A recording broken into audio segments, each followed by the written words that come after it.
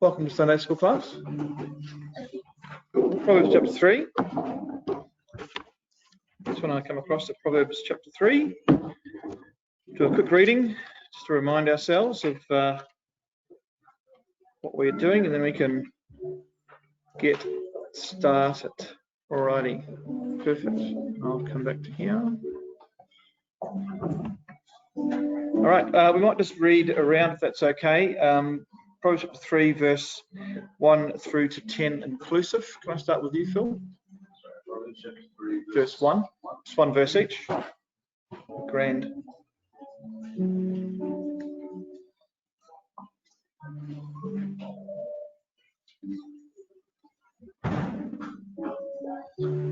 Proverbs chapter 3. My son, do not forget my teaching, but keep my commands in your heart. For length of days and long life at least shall they add. Let not mercy and truth forsake thee. Bind them about thy neck. Write them upon the table of thy heart. First chapter 25, and good understanding of the sight of God. Trust in the Lord with all your heart. Lean not on your own understanding. In all your ways acknowledge him, and he will make you. Be not wise in your own eyes. Fear the Lord, turn away. One of the fruit of thy substance, there's a fruit of all thine. In their vats with foot to overflow, and your vats will brim over with wine. Awesome. Okay, great. Thank you very much for that. So we might just recap what we were doing a couple of weeks ago. Does anybody remember what we were doing a couple of weeks ago? Excellent. That's great. It means I can reuse my notes. Perfect. I'll let you off then. Yeah. Just don't let it happen again, all right? Yeah. So we're up to chapter 3, verse 3. It's like I'll be taking notes. I really will. I've got a little roll in my mind. I just tick everybody off on it. So we're looking at verse 3. So verse 3 says, "Let not mercy and truth forsake thee. Bind them about thy neck. Write them upon the table of thy heart." And so, as we've spoken about over the last few chapters, this section is really talking about the development of the character of the son. So the father is talking to his son and explaining to his son how he should develop as a man, or develop as a woman, right? Well, it's just a son in this case, but the principles apply in both circumstances. So we'll just use that interchangeably from that perspective. But it's really about the development of the character of the child, and this is the father is passing on the wisdom of God so that the son or the daughter can grow up and become complete, well-fashioned, fully formed spiritual people. Right? That's where he's going with these proverbs. And so we're told here in verse 3, he says, "Let not mercy and truth forsake thee." So this word mercy here has the idea of loving kindness. It's the word chesed, and it comes up a lot, particularly in the Psalms, and we'll look at a few Psalms. But it's fundamentally an aspect, or one of the aspects of God's character. So this idea of mercy and truth are regularly used as a shorthand for the character of God. And so what we thought we would do is go and look at Exodus 34 verse 6 and have a conversation around this idea of the character of God. So what's Exodus 34 about? Anybody remember? Yep. Moses asks to see the glory of God, and what does God do?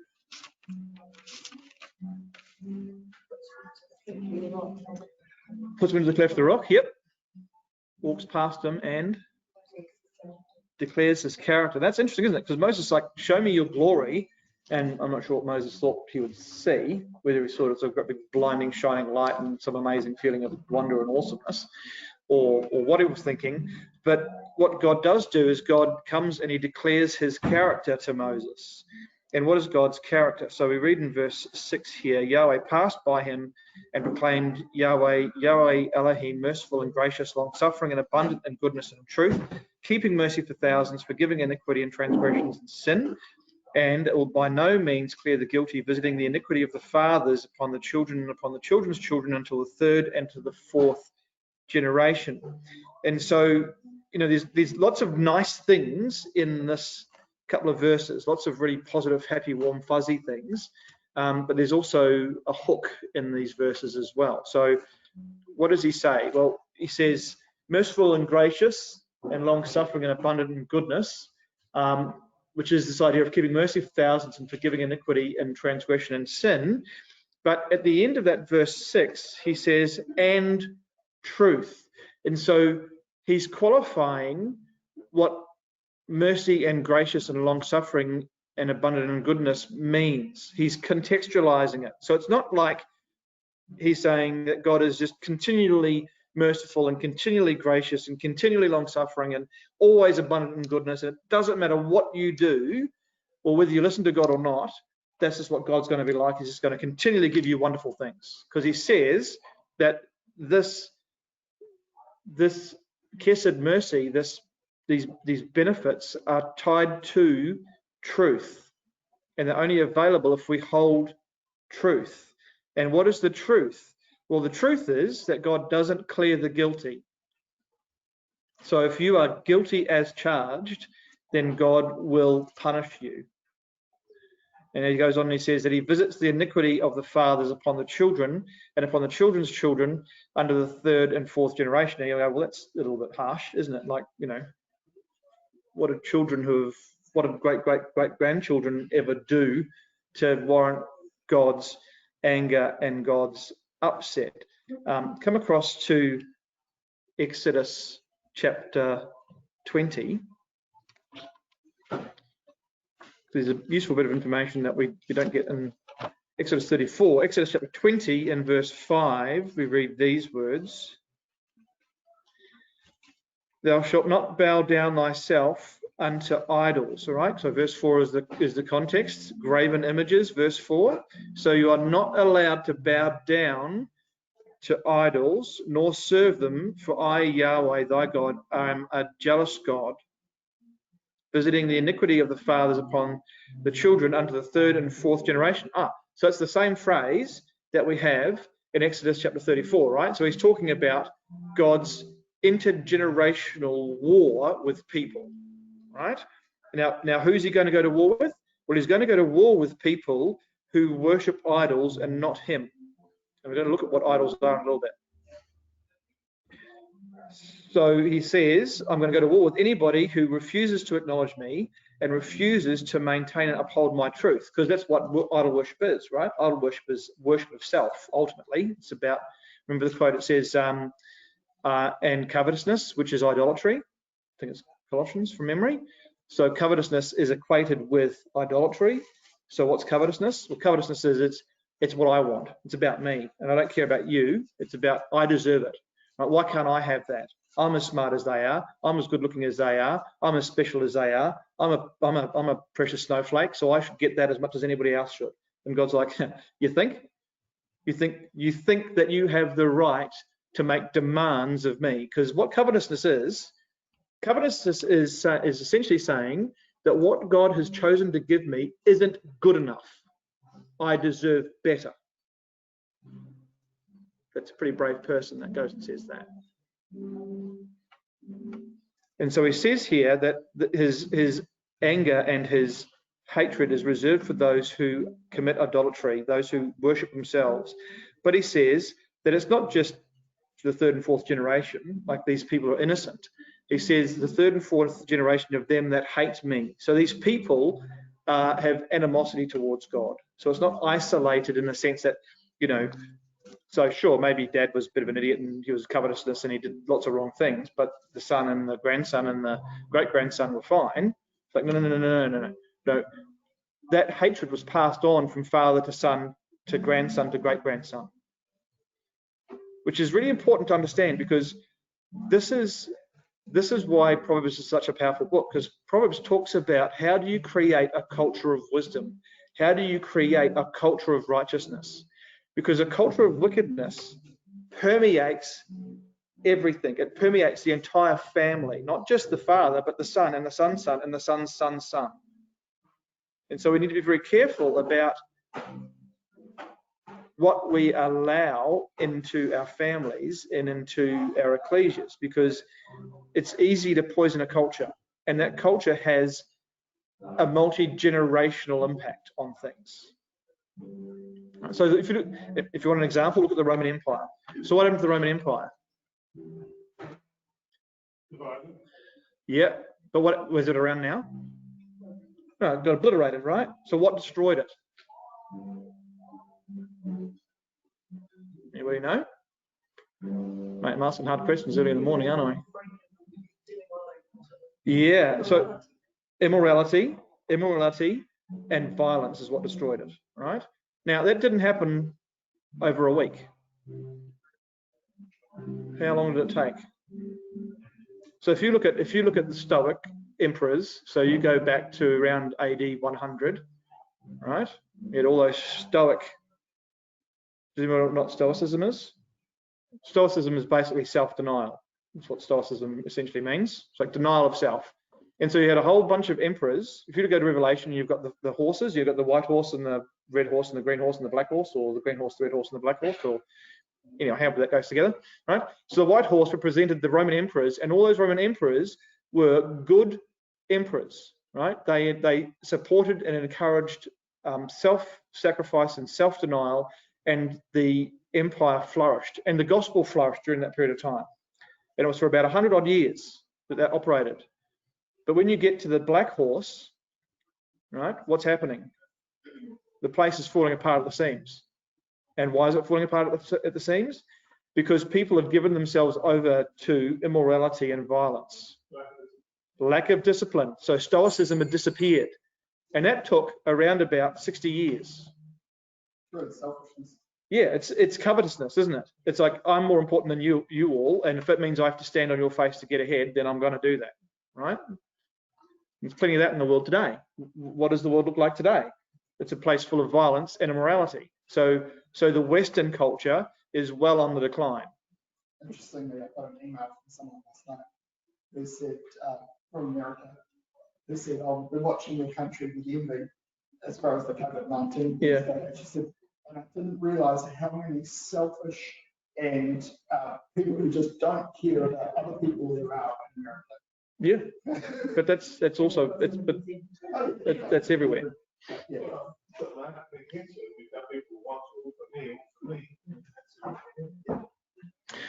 So it took multiple generations for the Roman Empire to be dissolved, right? It took 2 or 3 generations of people to wipe out that empire. Arguably the greatest empire the world's ever seen. They gave us roads, education, water. You think about, there's a really good Monty Python scene. It says, what did the Romans ever do for us? And it's, well, he gave us education and roads and water. And it's like, yeah, but apart from that, what did they do for us? It's like, seems like a lot. I think that maybe that was a bit, So they were an amazing, and they got destroyed. And so this is what God's saying. He's saying, listen, I'm going to go to war with those who hate me intergenerationally. So if you pass on the hatred of God, then you're going to see the destruction of your society, right? And so when God goes and sends the Israel into the land of the Canaanites, right, into the land, that is the judgment that God was going to bring upon those people. Now, when was that promised? When was that judgment promised against Israel, against Palestine? Before they were even born. That was promised to Abraham, wasn't it? Right? The sins of the Canaanites and the Perizzites has not yet been filled up. The Amorites has not been filled up. So it took 400 odd years before God sent in the whirlwind of Israel to punish those people. And so there's a very real danger that we treat God like he's a vending machine, right? A free vending machine. You just go and punch the buttons and go, I'll have a Coke, please. And God goes, and there's a Coke for you. It's like, no charge. That's not the way God works. God isn't a free vending machine. God places, he says, look, I'm merciful and compassionate and gracious and abundant in goodness. It's absolutely true. But you have to maintain my truth.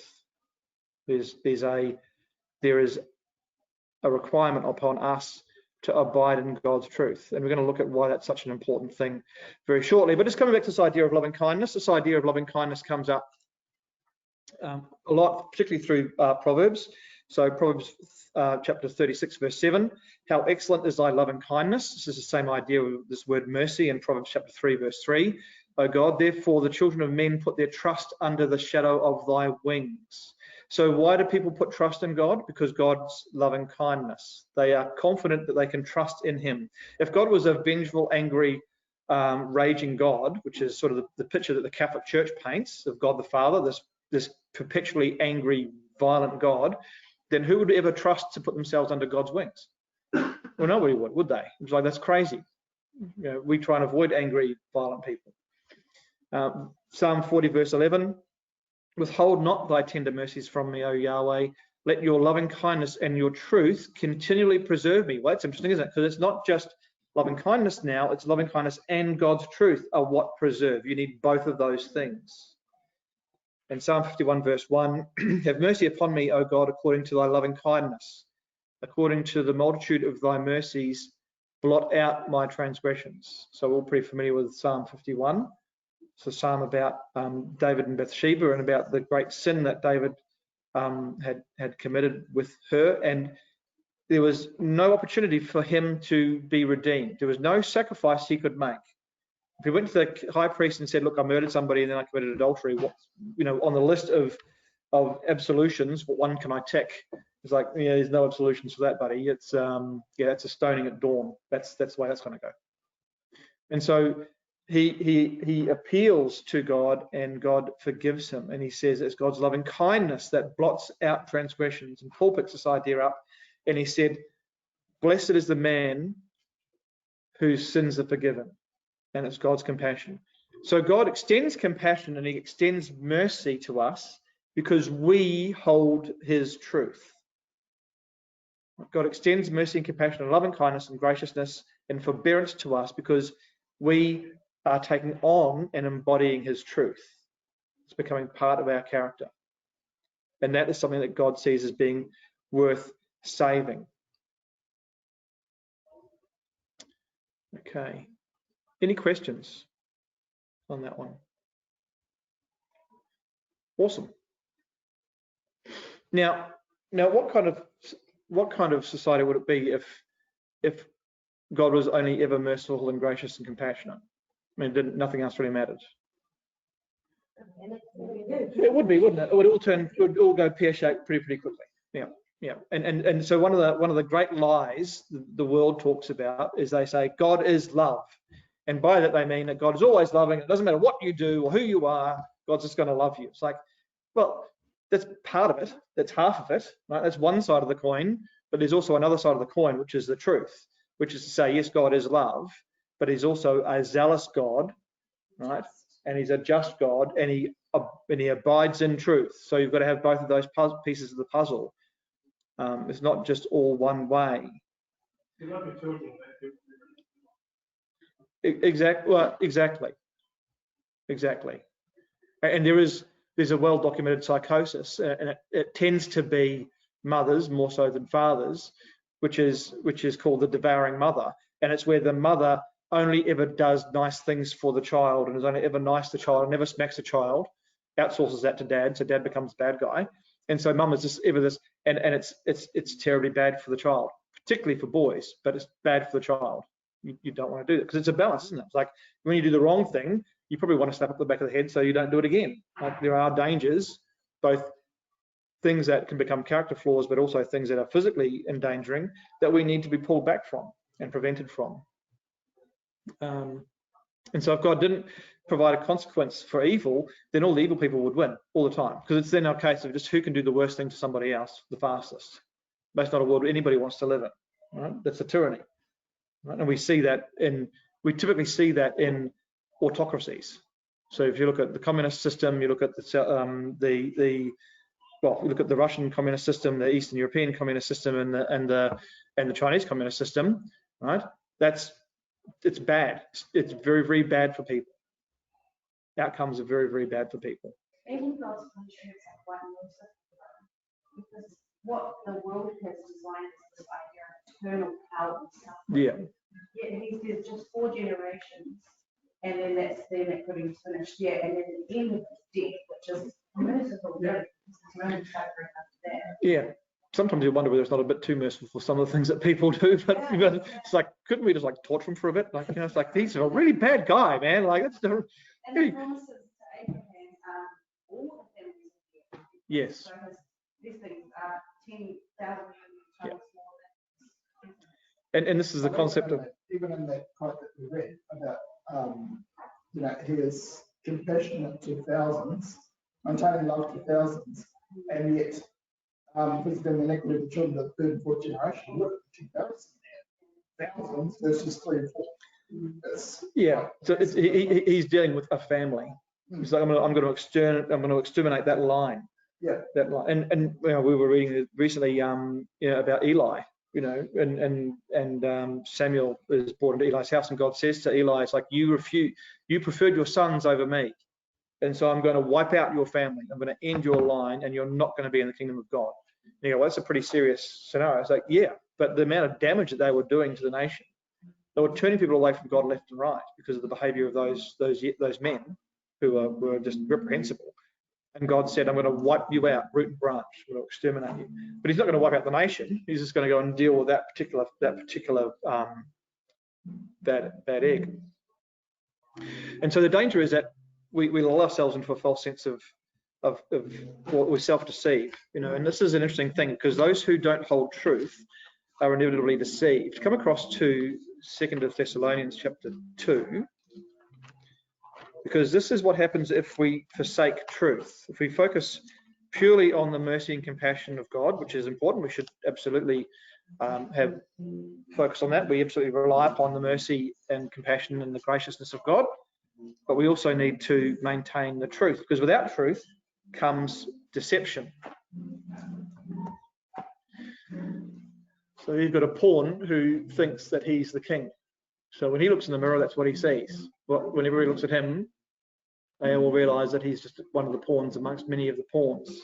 It's this idea of self-deception. So 2 Thessalonians 2 verse 10,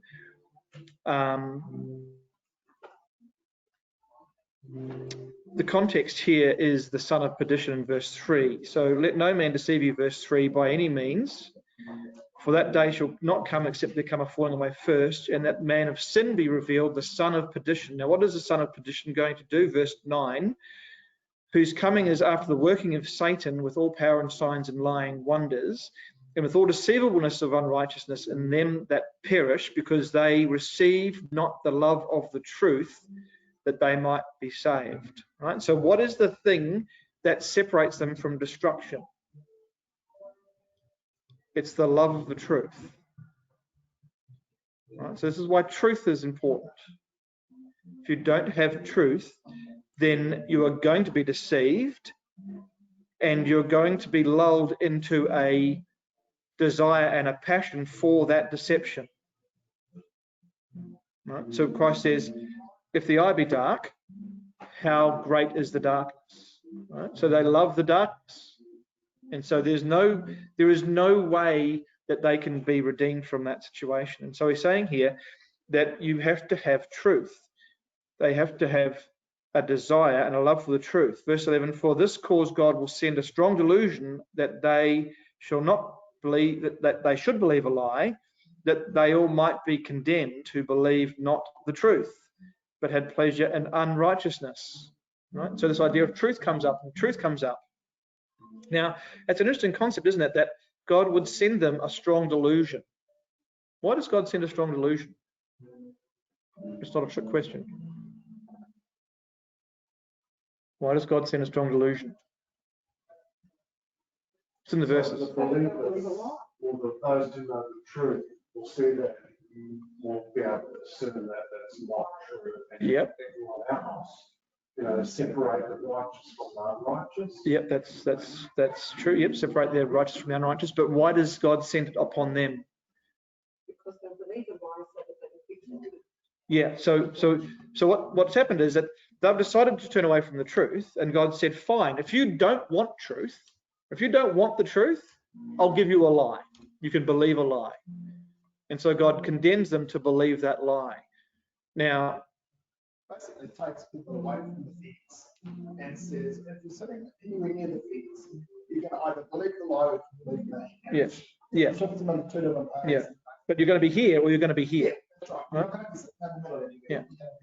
Yeah. And Christ does that with parables, doesn't he? Christ gives the parable, and the disciples are like, well, why do you speak in riddles? And Christ is like, well, they don't want to hear the truth, so why would I give them the truth? If they want the truth, they can go work out what the riddle means. They can apply themselves to the riddle. But if they don't want the truth, then this is just some ambivalent story. It's a nice story about some guy who goes out and throws some seed on the ground. It's like, oh, throw some seed this way, throw some seed that way, and the birds come down, and then the stones come up. And like, it's just completely, oh, okay, it was a nice story, you know, time for bed, make me a hot cocoa. It's like, no, you're missing the point. There's a story underneath the story. And if they want to understand the truth, they need to get past that initial story, and they refuse to do so. So, yeah. God being there, giving an opportunity, but you have to work for it. You have to move towards it. Even when those who they will reach out for Christ, they will call out that, you know, obviously some perception of the truth. And when they saw it, they were able to discern that was true, that he was the Son of God, and they reached out for it. Absolutely. And so the proverb goes, it's the glory of God to conceal a matter, and the right. That means work, right? It means work. You don't wake up in the morning, you walk out in the front door, and there's a package of wisdom on there going, please eat me. It's like, no. You've got a Bible, right? You know, like, there's a book. It's work. It really is. It's work. You've got to sit down and apply yourself to it. And this is the point that the Father makes to the Son. He says, look, there's no shortcuts. Right? There's no shortcuts. If you want to be successful in life, you've got to work, whether that's in understanding the Word of God, whether that's in your trade, whether that's in your relationship at home, whether that's a relationship with your children, whether that's working with cattle. That's always work, usually muddy. I mean, there's all this work that has to happen. So he says to his son, develop an appetite for work. You need to develop an appetite for work. Now, here's a question for you. There is a particular character in the Old Testament who was sent a strong delusion. Who was it? No. Somebody was sent a strong delusion. He was sent false prophets. Ahab. Yes. Okay. So this is interesting, right? So Ahab is sent a strong delusion. We're going to look at that in a second. But just remember the context of this chapter, right? So the context of this chapter is the son of perdition, the one that works after Satan. Now, who is that? Who is this going to become? The son of perdition in Thessalonians. What does that become? Yep, which is the Catholic system, right? Now, how is the Catholic system described in Revelation? Yes. Now, where does she start in Revelation? Where does she start? Yeah, as what? As who? Who's she called? She's given a name. Getting close. Jezebel. Right. Now, who was Jezebel? Ahab's wife, right? So you see how these things come together. So you've got Ahab, who's given a strong delusion. Why? Because he's married Jezebel, of all people. So come across to Revelation chapter 2, verse 20, and we'll just cover this bit first. And then we've got time to go and look at Ahab. Revelation chapter 2, verse 20. Revelation 2, verse 20. Notwithstanding, and this is to, which includes Thyatira, verse 18, notwithstanding, I have a few things against thee, because you suffer that woman Jezebel, which calls herself a prophetess, to teach and to seduce my servants to commit fornication and to eat things sacrificed to idols. So what is she doing? She's seducing the servants to commit sexual immorality and to eat things sacrificed to idols. What's idolatry again? What's idolatry? Self-worship. It's covetousness, right? Now, by the way, this happened a lot. When was the first time that this happened? When was the first time that a woman seduced somebody and caused them to eat the fruit of idolatry? Yeah. Now, this is Michelangelo's painting, and there's a couple of interesting things about this painting. Why is there a cat there? Cats are fluffy and cute? No. What do cats represent in cheeky? Yep. They represent evil. They do not follow order. They symbolize deception, right? So here's something to remember, right? Because we probably don't appreciate That painting was painted, what, in the 1700s? Odd. Like, you didn't paint anything on anything unless you had a really good reason, because the cost of paint was exceptionally expensive, like insanely expensive. So everything on this picture has a specific symbolic meaning, right? So the cat's there represents deception. Another artist paints a picture of the Last Supper, not Da Vinci, another Italian painter, and he puts a cat behind the head of Judas Iscariot. But there was like Middle Ages when the Catholic Church banned all cats. Yeah, well, what happens with cats and witches? It's like a witch always has a what colour cat? Right. So black cats represent deception. So this is a deception. We're being told that Eve is deceiving Adam, right? And she's giving him the fruit of idolatry. Because what is the fruit going to give you? What's the promise of the fruit? Yeah, just like the who, which means you're going to be a what? An angel. Right. You see, so that's the deception. It's about covetousness. It's about what you're going to get. And what do the goats represent? Yeah, but it's not the way they're used. So what was the pan? Remember the pans? What was the pan? And what did they used to do? Is to run around with a pair of pipes. And what was their job? It was to intoxicate people and to lead them to sexual immorality. Right? So that's what the goats represent. They represent immorality, sexual immorality. Right? So what's this picture saying? It's saying, well, Adam is being deceived by his wife, the cat, and it's going to lead to sexual immorality. And what is the upshot of Cain, Adam and Eve's union? Cain, and he's the first what? First murderer. Right? So what we're being told here, so these paintings are like full of meaning. Like you go and look at them, we don't get it because we just go, oh, that's a nice picture. Gee, yeah, isn't he clever? You've got the head proportions. She's got pretty chunky shoulders, you know, massive biceps. The chicks back then are pretty hard working, out in the farmlands, smacking down trees. Yeah, awesome. It's like, no. It's not what that picture's about. That picture's about Jezebel deceiving the ecclesia. That's what that picture's about. Right? It's the same picture as that. And so what does that end up being? That ends up being that.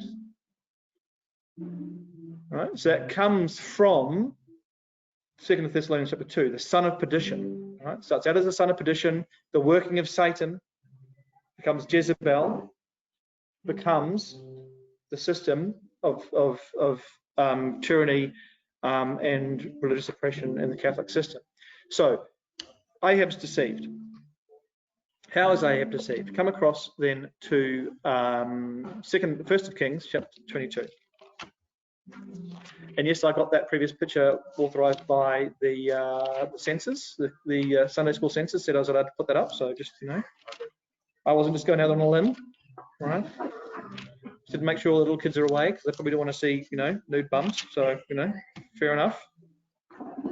Don't upset anybody's sensibilities. 1 Kings chapter 22. I just remember this is being recorded. Sorry. Post-production will beep that out. Not allowed to. That'll use the B word. It's got to keep it Disney. Strictly G rated. Okay. Where are we? 1 Kings chapter 22. That's right. Now, for a bit of context, what's happening in this chapter? So Jehoshaphat, who was the king of Judah, has decided to go and help out his best mate, Ahab, in the war, right? And so Jehoshaphat turns up and he's got all his army, and Ahab's there with all his army, and Jehoshaphat's thinking, you know what, I've been down this path before and things didn't go too good. So we should probably talk to the prophets and see how things are going to pan out, because they can give us some good advice. And so what does Ahab do? Ahab goes and gets all his prophets, and they all turn up, and what do the prophets say to him? It's going to be awesome. You're going to come out of here, you're going to win.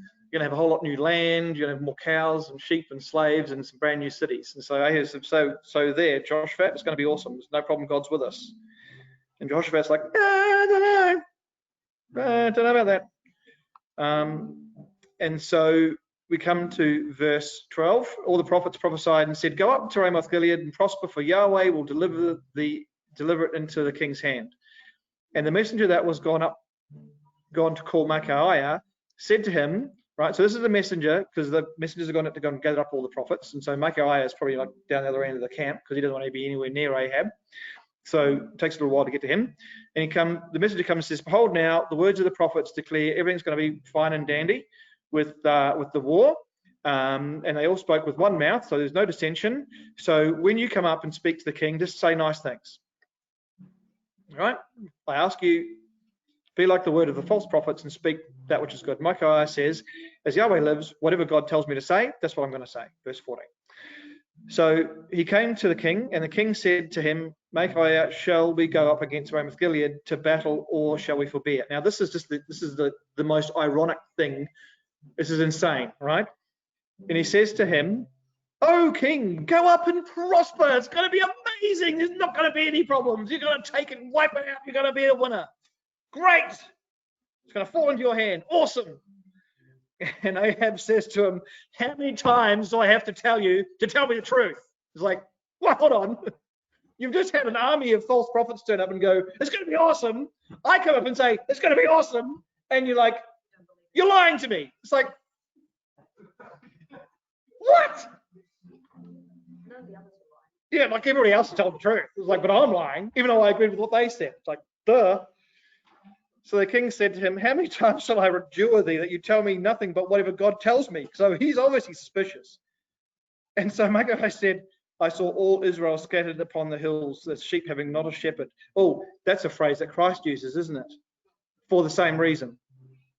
Because the people, the rulers in Christ's time were exactly the same as Ahab. Right? They were fleecing the sheep. And Yahweh said, "These have no master, let them go back home." And so the king of Israel says to Jehoshaphat, "See, I told you, he never says anything nice to me." It's like, oh man, doing my head in. And so he says, "Hear thou therefore the word of Yahweh. I saw Yahweh sitting up on the throne and all the host of heaven standing by him on the right and on the left. And Yahweh said, who will persuade Ahab that he should go up and fall and die at Ramoth Gilead?" And one of them said on this matter, and somebody else had another suggestion, but one came forth and said, "I have a cunning plan, a plan so cunning you could put a tail on it and call it a weasel. I will persuade him," he said. Yahweh said, "Wherewith?" And he said, "I will go forth and I will put a lying spirit in the mouth of his prophets." And he said, "You most certainly will persuade him to go forth. Now go forth." So what was it that was sent? A lying spirit. He was given a deception to believe. So that's exactly what happens in 2 Thessalonians chapter 2. It's exactly the same thing, isn't it? God sends out a lying spirit to deceive those who refuse to take up the truth. Now, if I was Jehoshaphat, at about that point, I would have turned my horse around my army and gone home, but that doesn't seem to happen. So Yahweh said unto him, "Wherewith?" In verse 23, "Now therefore, behold, Yahweh has put a lying spirit in the mouth of all of your prophets, and the Lord has spoken evil concerning thee." So who were these prophets? Were they prophets? No, they weren't. They were just called prophets, just like Jezebel was called a prophet in Revelation chapter 2, verse 20. And so much of what you find in Revelation is actually taken out of the life of Ahab. Right? So how many years was the famine upon the land? How many months is that? 2,360. Where does that number come up? 42 months. Where does that number come up? All right? Time and time again, Daniel, Revelation, Revelation, Revelation. And so what God is saying to the ecclesia, for 2,360 years, Jezebel is going to rule over you. No, not for 1,260 years. For 1,260 years, 2,360 years is too long. 1,260 years, right? Jezebel is going to rule over you, and you are going to be my prophets, just like Elijah. And what's going to happen to Elijah? You're going to be persecuted just like Elijah. And she's going to want to kill you. And some of them she will. But after 1260 years, I will roll back that system and destroy that system, and the kingdom will come in and be established. So if you want to understand the time frames and the parable of Revelation, just read the life of Ahab. 5 minutes. Okay, so tied those together. Come back to Proverbs chapter 3.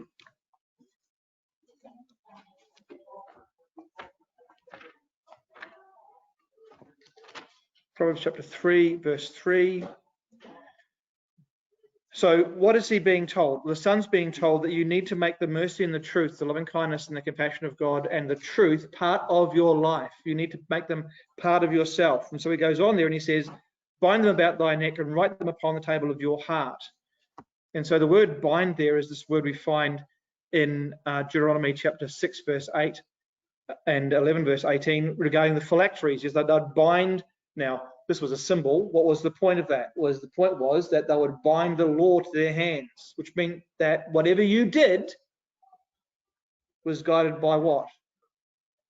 The law of God, right? So everything you do is informed by the law of God, right? So it becomes part of your actions. In front of your face. Yes. Well, because the only part that we actually see of ourselves is a gerbil. Yeah, that's right. Yep, and if you're really fat, you don't even see your feet. And so you bind it to your hand. So it's also the word that's used of the binding of the scarlet thread in Rahab's house. I mean, and it's a very intense word. It means an unbreakable knot. It's got the idea of in 1 Samuel chapter 18, verse 1, where we're told that the soul of Jonathan was knit or bound with the soul of David. So it's an unbreakable knot. And so what he's saying to him is you need to tie those commandments to your hand with an unbreakable knot. It cannot be something that can get released. Okay? Thank you, all those online. And we'll stop it there.